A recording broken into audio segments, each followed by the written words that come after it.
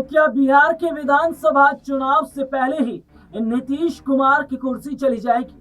क्या बिहार विधानसभा चुनाव से पहले ही नीतीश कुमार के लिए मुश्किलें अब बढ़नी तय हैं? और आखिरकार क्यों जेडीयू के अंदर दिख रही बगावत नीतीश कुमार के लिए भारी पड़ती नजर आ रही है?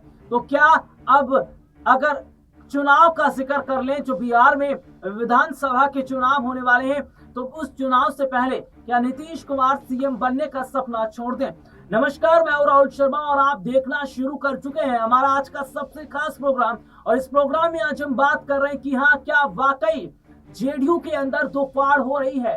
क्या वाकई जेडीयू के जो विधायक हैं वो टूट रहे हैं? और क्या नीतीश कुमार का सीएम सपना अब सपना ही रह जाएगा? और क्या वाकई जेडीयू को अगर टूटने से बचाना है तो लल्लन सिंह को पार्टी से बाहर का रास्ता दिखा दिया जाएगा? आखिरकार क्या बड़ी वजह है बिहार में इतना ज्यादा सियासी माहौल गरमाया हुआ है कि एनडीए जहां पूरी तरीके से छितर बितर हो रही है, या यूं कहा जाए एनडीए जहां पूरी तरीके से इसमें फूट पड़ती नजर आ रही है, इनके जो सहयोगी पार्टियां हैं विपक्षियों की तरफ भागते नजर आ रहे हैं, तो वहीं दूसरी तरफ नीतीश कुमार सीधे सीधे तौर पर अब एनडीए से अलग होने का मन बना रहे हैं। और क्या जिस तरीके से केसी त्यागी को पार्टी से बाहर का रास्ता दिखाया गया, क्या ठीक उसी तरीके से अब नीतीश कुमार जी हाँ, नीतीश कुमार भी ललन सिंह को पार्टी से बाहर का रास्ता दिखाते नजर आएंगे? तो क्या है पूरी कहानी बिहार की और क्या माहौल इस वक्त का बना हुआ है, उसको जरा ध्यान से सुनिएगा। मेरे पास कुछ रिपोर्ट्स है, मैं अपने उस रिपोर्ट के जरिए जरा दर्शकों को बता दूं कि आखिरकार क्या बड़ी वजह है कि एनडीए के अंदर इतनी बड़ी फूट देखने को मिल रही है। एनडीए के हालात अगर कहा जाए तो बिहार में बिल्कुल ठीक नहीं है।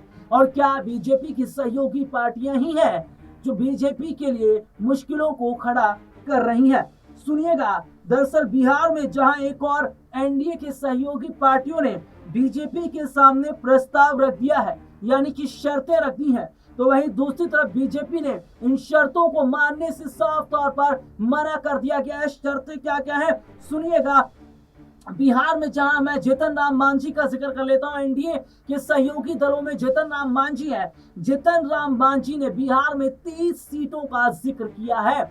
जीतन राम मांझी ये कह रहे हैं कि हमें बिहार में 30 सीटें चाहिए, यानी कि चुनाव लड़ने के लिए। तो वहीं दूसरी तरफ चिराग पासवान भी 20 से 25 सीटों की मांग कर रहे हैं। और इन सब के बीच में पशुपति पारस ने लालू यादव से मुलाकात करके ये साबित कर दिया है कि वो एनडीए के साथ नहीं रहेंगे, यानी कि जीतन राम मांझी, चिराग पासवान और पशुपति पारस, ये तीन मुख्य और बड़े चेहरे जो बिहार के हैं वो अब एनडीए को छोड़ने की तैयारी लगभग कर रहे हैं। और ये कह दिया जीतन राम मांझी ने कि वो भी अब मंत्री पद छोड़ देंगे। और इन सब के बीच में जहां आरजेडी की बात कर लें, यानी कि लालू प्रसाद यादव का जिक्र कर लें, आरजेडी के जो पार्टी दफ्तर है वहां पर लगातार जिस तरीके से बैठकों का दौर देखा जा रहा है और इसमें बड़ी भूमिका लालू प्रसाद यादव की मानी जा रही है, तो ऐसे में देखा जा रहा है कि जहां ये बड़े चेहरे जो हैं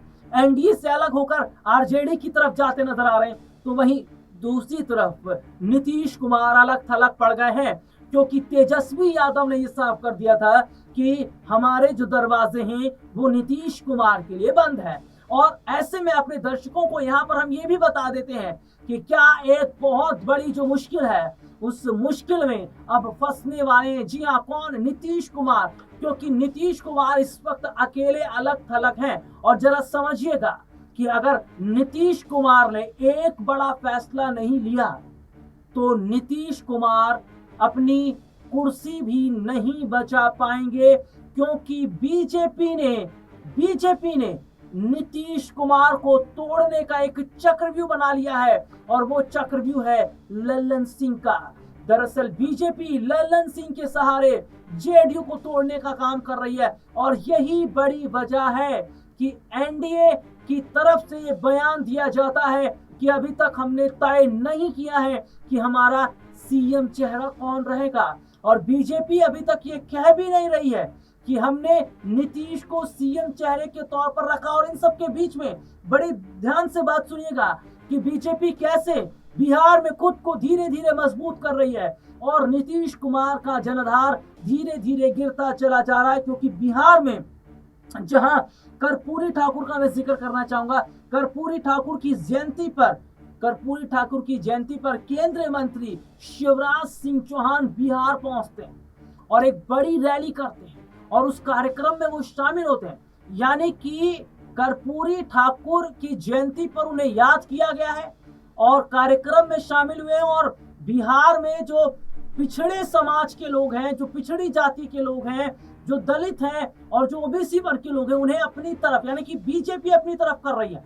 और ऐसे में ये वोटर अगर बीजेपी की तरफ आएंगे तो जेडीयू को तो वैसे ही नुकसान होगा और बीजेपी यहाँ पर बिहार के अंदर बड़ी भूमिका में चाह रही है। और सबसे बड़ी बात है कि प्रधानमंत्री नरेंद्र मोदी भी फरवरी में बिहार का दौरा करने वाले हैं। तो ऐसे में क्या वाकई बीजेपी नीतीश कुमार के खिलाफ काम कर रही है? लेकिन सुनिएगा कि क्या अपने ही हैं जो नीतीश के खिलाफ गद्दारी कर रहे हैं, जिसमें भारतीय जनता पार्टी, ये तो दो राय है नहीं इसमें, लेकिन क्या लल्लन सिंह जैसे बड़े चेहरे भी हैं जो ये चाहते हैं कि नीतीश सीएम कुर्सी पर ना बैठें? और क्या नीतीश को सत्ता से हटाने के लिए पूरी ताकत लल्लन सिंह भी लगा रहे हैं?